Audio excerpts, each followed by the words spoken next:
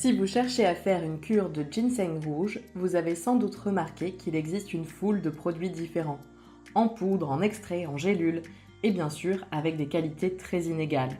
Alors aujourd'hui, je vous explique comment bien choisir votre ginseng rouge pour qu'il soit vraiment efficace. Le ginseng rouge coréen, qu'on appelle aussi Panax ginseng, est une plante médicinale utilisée depuis des siècles pour soutenir l'énergie, l'immunité et la résistance au stress. Mais tous les ginsengs ne se valent pas. La qualité dépend surtout de la concentration en ginsénoside, notamment les RB1 et RG1. Ce sont les seuls actifs mesurables en France et ce sont eux qui font toute l'efficacité du ginseng.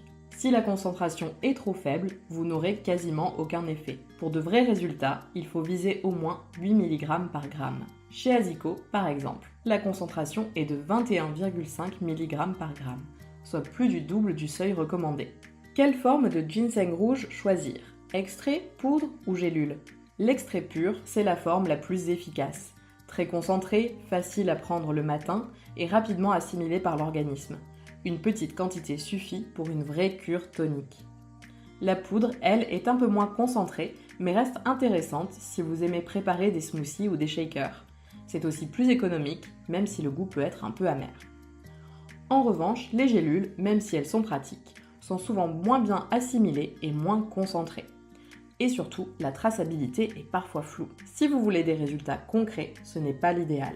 Comment reconnaître un bon ginseng rouge? Voici les 5 critères essentiels à vérifier. Des racines matures de 6 ans minimum, une transformation traditionnelle à la vapeur, c'est ça qui rend le ginseng rouge, une concentration RB1 plus RG1 supérieure à 8 mg par gramme, pas d'additifs, de sucre ou de conservateurs, des certifications sérieuses comme KFDA et GMP. Chez Asico, tous ces critères sont respectés depuis presque 20 ans et c'est ce qui fait toute la différence. En résumé, si vous voulez une cure de ginseng rouge efficace, privilégiez l'extrait pur si vous cherchez des résultats rapides ou la poudre si vous aimez préparer vos boissons maison. Mais surtout, ne vous laissez pas avoir par des étiquettes trompeuses. Ce qui compte, c'est la concentration en ginsénoside et elle doit être clairement affichée. Voilà, j'espère que ce petit guide vous aidera à faire le bon choix pour votre vitalité. Si vous avez des questions ou un retour d'expérience, dites-le moi en commentaire.